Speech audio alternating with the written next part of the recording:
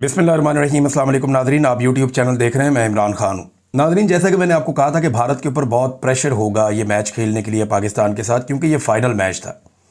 जिन तीन खिलाड़ियों के ऊपर भारत का बड़ा भरोसा था, उनके दोनों ओपनर्स और उसके अलावा एक उनका सूर्य कुमार यादव, ये तीनों बुरी तरह नाकाम हो गए और 20 रन के आसपास इनकी विकेटें गिर गई थी। भारत बहुत बुरा खेला, लेकिन इसके बावजूद पाकिस्तान मैच हार गया। पाकिस्तान का प्रॉब्लम यह था कि पाकिस्तान को एक अच्छा स्टार्ट नहीं मिल रहा था। लगभग 100 रन का पाकिस्तान को स्टार्ट मिल गया, कोई आउट भी नहीं हुआ था, और उसके बावजूद पाकिस्तानी टीम 150 नहीं कर सकी। ये हालात हैं नाजरीन पाकिस्तानी टीम के। भारत ने बहुत बुरा खेला, बहुत प्रेशर में था, लेकिन इसके बावजूद पाकिस्तान बहुत बुरी तरह हार गया। यही हारिस रऊफ था, ये जो बॉलर है, इसी ने विराट कोहली से छक्के खाए थे पहले, और पाकिस्तान को पहले भी मैच हरवा दिया था। और अब इसी हारिस रऊफ ने दोबारा रात को फिर मैच हरवा दिया। छिक्का चौका इसने फिर खाया, 4 गेंदों पे 13 रन इसने खा लिए दोबारा। एक दौर था पाकिस्तानी बॉलर जो थे, तेज बॉलर, ये 4, 5, 6 रन को भी डिफेंड कर लेते थे। आखिरी ओवर में अगर 6-7 रन बचे होते थे ना, तो पाकिस्तानी बॉलर बड़े दिल के साथ आते थे और वो कहते थे मसला ही कोई नहीं है, अच्छे बैट्समैन भी खड़े हुए तो हम निकाल लेंगे। पता नहीं वो दौर कहाँ गया। अब ये पर्चियां डाली हुई है सारी की सारी टीम में, वो कैप्टन है, वो अजीबोगरीब पर्ची है, उससे स्कोर ही नहीं होता, वो फिर 8 स्कोर पे आउट हो गया और ऐसी गैर जिम्मेदार शॉट मारी है उसने। यानी ऐसा लगता है कि सारे ही नॉन प्रोफेशनल थे, वो बच्चे क्रिकेट इससे बेहतर खेल रहे होते हैं। ये जो बिल्कुल एक छोटी टीमों के बच्चे होते हैं, ये सलमान बट के पास चले जाएं, उसके बच्चे इससे बेहतर क्रिकेट खेल लेते हैं। आप किसी भी राशिद लतीफ साहब के कैंप में चले जाए, उनके बच्चे बेहतर। यानी कोई वो बासित अली साहब कह रहे थे टीवी के ऊपर बैठ के, मैं उनका एक क्लिप सुन रहा था, उन्होंने कहा जी मैं जिस हालत में अभी हूं, इस हालत में मैं जाके इनको मार सकता हूं। कैसी गंदी और घटिया क्रिकेट इन लोगों ने खेली, बच्चों से बदतरीन क्रिकेट खेली है, और इतना डर के खेले, ये इतनी बुज़दिलों वाली क्रिकेट खेली है इन्होंने। भाई बड़े दिल के साथ आकर खेलो, आपको अच्छा स्टार्ट मिल गया, मारो कुटो उनको, विकेट आपकी नहीं गिर रही, आप फिर भी बॉलें रोक रहे हो। फिर उसके बाद जब खिलाड़ी आउट होना शुरू हो गया, तो फिर सबने मारना शुरू कर दिया। भाई अजीब क्रिकेट है भाई, जिस वक्त आप टिके हुए थे उस वक्त मारो ना, जिस वक्त आपकी विकेटें गिर रही है तो फिर आप डबल सिंगल करके थोड़ा सा अपने आप को सेट करते हैं, फिर मारते हैं। वो जो प्लेयर आ रहा है, कोई 1 पे जा रहा है, कोई 2 पे जा रहा है, कोई 1 पे जा रहा है, कोई 2 पे जा रहा है, कोई 8 पे जा रहा है, यानी ये सारे लाइन लग गई इनकी। और अंदाजा करें कि 10-11 ओवर तक ये सारे ही खड़े हुए थे और अगले 8-9 ओवरों के अंदर सारे आउट हो गए। पूरी गेंदें भी नहीं खेली पाकिस्तान क्रिकेट टीम ने। T20 में ये पूरा नहीं खेल सके और 9 बैट्समैन के साथ गए थे ये। लगभग इनकी टीम में 9 लोग ऐसे थे जो बैटिंग कर सकते हैं, ऑलराउंडर्स लेकर गए हुए थे, और फिर भी ये नहीं खेल पाए। जहां पे 9 प्लेयर्स बैटिंग करने की कैपेसिटी रखते हो, वहां तो 20 ओवर खेल लेने चाहिए, खासतौर पे जब 10 ओवर में आउट ही कोई ना हुआ हो। तो इंतहाई बुजदिली वाली क्रिकेट खेली, और जो प्रॉब्लम इनका था ना, वो भी हल हो गया था। साहबजादा फरहान ने और उसने फखर जमान ने, उन्होंने ओपनिंग में एक अच्छा स्टार्ट भी इनको दे दिया कि चलो हम मारकुट कर लो। इसके बावजूद इनसे कुछ नहीं हुआ, टके की गेम इन्होंने नहीं खेली और इंडिया ने इनको तिगड़ी का नाच नचाया। हालांकि वो बहुत बुरी क्रिकेट खेले, लेकिन सिर्फ इसलिए कि उनका दिल बड़ा था, उन्होंने जरा क्रिकेट को टेक्निकली उन्होंने इनको काबू किया। और फिर जिस तरह इनकी पतझड़ हुई है ना, इनकी विकेटें गिरी है, मैं तो हैरान रह गया। कम से कम 180 स्कोर से ऊपर इनको जाना चाहिए था। और जिस तरह इंडिया के प्लेयर शुरू में आउट हुए, मुझे लगा कि बस अब बात खत्म हो जाएगी। जो स्टैट्स मैंने देखे हैं, वो मैच का तो मैंने बाइकआउट किया हुआ, मैं देखता नहीं, लेकिन अभी मैंने ये रिकॉर्डिंग निकाल के देखी सिर्फ ये वीलॉग करने के लिए। स्टैट्स मैंने उस वक्त देखे जब पाकिस्तान मैच खेल रहा था, बेड़े ही गर्क हो गया पकड़ के। वो अभिषेक शर्मा को आउट करना था, सूर्य कुमार यादव को आउट करना था, और एक आउट करना था उसको शुभमन गिल को। तीनों आउट हो गए। भाई जब तीनों आउट हो गए तो उन काबू कर दो ना उनको, फिर भी इनसे काबू नहीं आए, कोई ये डिफेंड नहीं कर सके। अब कभी जनाब ये जो इनका बॉलर इन्होंने रखा हुआ, वो ख्वाजा आसिफ का चहीता, वो कभी जहाज गिराता है स्टेडियम के अंदर, कभी वो कोई हरकत करता है, हर दफा छक्के खा के वो मैच हरवा देता है पाकिस्तान को। जब भी कोई इंपॉर्टेंट मैच होता है, कभी वो पुलिस के बैज लगा लेता है, कभी वो वजीरों को मिलने के लिए पहुंच जाता है असेंबली में। यानी मेरी समझ से बाहर है कि ये क्रिकेट के अंदर ये बंदा सियासत कर रहा है ना, और फिर अजीबोगरीब किस्म के ट्वीट भी करता है, लोगों के ऊपर इल्जाम भी लगाता है, और बिला वजह की एग्रेशन है। टके की गेम नहीं है, बिला वजह की एग्रेशन है कि जनाब मैं बहुत बड़ा प्लेयर हूं। कोई खाना खराब ये कैसी प्लेयर है तुम्हारी, तुम जब भी इंडिया के सामने आते हो तुम्हारी मुंह तुम्हारा उतर जाता है, टांगे तुम्हारी कांपना शुरू हो जाती हैं।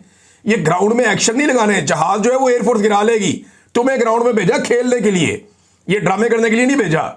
अगर ग्राउंड में ड्रामे करने होते तो चाहत फतेह अली खान साहब को भेज देते हम कि जाए जरा इनका जाके चेता लगाएं, या 4 कॉमेडियन पाकिस्तान से उठा के उन्हें कहते जाओ जाके इंडिया का चेता लगाओ, वहां पे वो लगा देते। आपको चेता लगाने नहीं भेजा था, आपको क्रिकेट खेलने भेजा था। जलील करवा के रख दिया पाकिस्तानी क्रिकेट टीम को पूरी दुनिया के अंदर। पूरा पाकिस्तान इसके साथ जुड़ा हुआ होता है। इनको फिटे मुंह से ज्यादा बंदा कुछ और कह भी नहीं सकता जो इन्होंने हालत की हुई है। अंदर से तो बड़ी बड़ी बातें निकल रही हैं, लेकिन मैं कंट्रोल कर रहा हूं। इन्होंने पूरी पाकिस्तानी कौम का इन्होंने दिल तोड़ा बेशर्मों ने। और मोहसिन नकवी ऐसा चौड़ा होकर बैठा हुआ पीसीबी के ऊपर। जब पाकिस्तान में दहशतगर्दी होती है, हालात खराब होते हैं, तो ये चेयरमैन पीसीबी बन जाता है। जब पाकिस्तान टीम मैच हार जाती है, पाकिस्तानी टीम का बेड़ा गर्क हो जाता है, ये जाके वजीर दाखिला बन जाता है। इसको जनाब सिर्फ इसलिए कि जनाब इसके आर्मी चीफ से ताल्लुकात बहुत अच्छे हैं, 2-2 ओहदे लिए हुए, एंजॉय कर रहा है, किसी पार्टी का हिस्सा भी नहीं है। अंदाजा करें आप कैसा फ्रॉड पाकिस्तान के ऊपर जो है मुसल्लत किया है इन्होंने। एक तरफ भारत का जो नरेंद्र मोदी है उसका जंगी जुनून ग्राउंड के अंदर, यानी वो हाथ ही नहीं मिला रहे किसी से, लेकिन वो जीत रहे हैं ना। और प्रॉब्लम ये है कि उनको ग्राउंड में आप शिकस्त देते तो हम उनसे बदला ले लेते, फिर देखते हम वीलॉग में कैसी उनकी सुथरी करते। हम उन्हें बता दें तुम हाथ नहीं मिला रहे, देखो हमने तुम्हारे साथ क्या किया, तुम्हें वहां भी शिकस्त हुई, यहां भी शिकस्त हुई, ये फिर हम बड़ी बातें कर सकते थे। हमारी जुबान ही छीन ली इन्होंने। वो नरेंद्र मोदी उठा के ट्वीट कर रहा है, उसको मोहसिन नकवी वहां पे जवाब दे रहा है, तेरा बनता हूं ग्राउंड के अंदर तुम लोग मैच हार गए हो, बुरी तरह हार गए हो, अब हर चीज का जवाब क्या तैयारों में तो नहीं है ना भाई। वो तो एयरफोर्स का काम है, उन्होंने तैयारी गिरा दी, कमाल काम किया, प्रोफेशनल काम किया। हम सारी जिंदगी उनके शुक्रगुजार रहेंगे। इंडिया ये जख्म हमेशा चाटता रहेगा, हमेशा चाटता रहेगा, ये तकलीफ उनके साथ रहेगी। लेकिन अब इसकी बुनियाद के ऊपर सारे मैदानों में हम हार जाएं, यानी क्रिकेट में तुमने बेड़ा गर्क कर दिया, मईशत में तुमने बेड़ा गर्क कर दिया, तालीम का तुमने बेड़ा गर्क कर दिया, हेल्थ का तुमने बेड़ा गर्क कर दिया, पाकिस्तान छोड़ छोड़ के जा रहे हैं, सरमायाकारी पाकिस्तान में आ नहीं रही, आईटी का तुमने बेड़ा गर्क कर दिया, पाकिस्तान के अंदर इंटरनेट बंद करके रख दिया, इंसानी हकूक की पामालियों के तुमने रिकॉर्ड लगा, हर चीज बर्बाद करके सिर्फ एक चीज है तुम्हारे पास कि एयरफोर्स ने इंडिया की तैयारी गिरा दी। वो भी बड़ी अच्छी बात है, हमने भी सेलिब्रेट किया, हम बड़े खुश हैं उस बात पे, लेकिन कोई औरतें काम कर लो for God sake. Mohsin Naqvi ने पाकिस्तानी क्रिकेट का बेड़ा गर्क करके रख दिया और ये इस्तीफा नहीं देगा, ये पीसीबी नहीं छोड़ेगा, क्योंकि इसके आर्मी चीफ के साथ ताल्लुकात हैं और इन्हीं ताल्लुकात की बुनियाद के ऊपर ये इस ओहदे के ऊपर अभी तक टिका हुआ है और ये आइंदा भी टिका रहेगा। मोहसिन नकवी ने पाकिस्तान की क्रिकेट को बर्बाद कर दिया। ये कैप्टन चेक करें आप, ये खुद डरा हुआ आदमी कैप्टन बना दिया पकड़ के। उसके अंदर हौसले, उसको पता ही नहीं है कि मैं किसको कहां पे लेकर आऊं, किसको क्या करूं, वो मुंह देखता रहता है। उसके अंदर कैप्टनसी वाली बात ही कोई नहीं है। उठा के इतना लेजेंड क्रिकेटर है बाबर आजम, उसको बाहर बैठा दिया, वो वर्ल्ड क्लास बैट्समैन को बाहर बैठा दिया, सिर्फ अपनी जाती अना के चक्कर में मैंने अपने बंदे एडजस्ट करने, कर लो एडजस्ट। ये पर्चियां खिला के उन्होंने पाकिस्तान का बेड़ा गर्क किया। वहां कैच छोड़ दिया उसने पकड़ के, 51 के ऊपर एक कैच छोड़ा, वो खिलाड़ी 77 तक लेकर गया। और T20 में इतना बहुत होता है, छिक्के मारे उसके बाद उसने। ये इनके हालात हैं। इमरान खान साहब ने कहा था कि इज्जतदार आदमी मुस्ताफी हो जाता, लेकिन मोहसिन नकवी इस्तीफा नहीं देगा।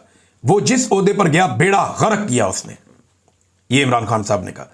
मोहसिन नकवी ने क्रिकेट बर्बाद कर दी और इसके हैंडलर ने मुल्क को बर्बाद कर दिया इस वक्त। और इंडिया ने फिर इसके हार से ट्रॉफी भी नहीं ली। अच्छा, ये और एक इंडिया का बचपना आप चेक करें भाई। तुमने क्रिकेट खेल रहे हो, ग्राउंड के अंदर हो, अगर इतना जंग लड़ने का शौक है तो फिर लड़ दो जंग।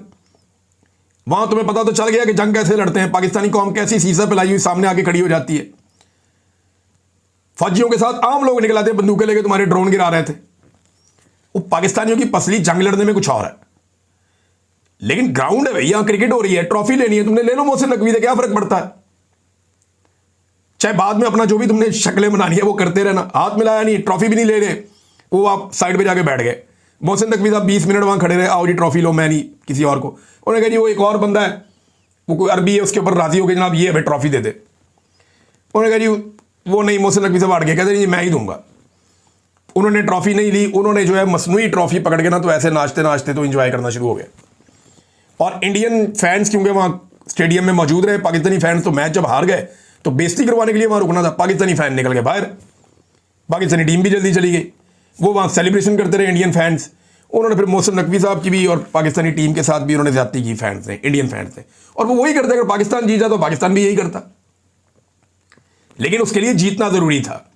और जीतने के लिए हौसला होना चाहिए, हिम्मत होनी चाहिए, दुरुस्त फैसले करने चाहिए, दलेरी के साथ ग्राउंड में आना चाहिए, कोई क्रिकेटिंग सेंस आपको होनी चाहिए। वो जितने भी क्रिकेट के एक्सपर्ट हैं वो सारे कह रहे हैं कि यार ये एक ह्यूमिलिएशन है, ये एक तजलील करवाई है इन्होंने पाकिस्तान की, जैसे इन्होंने ये मैच खेला है बदकिस्मती से।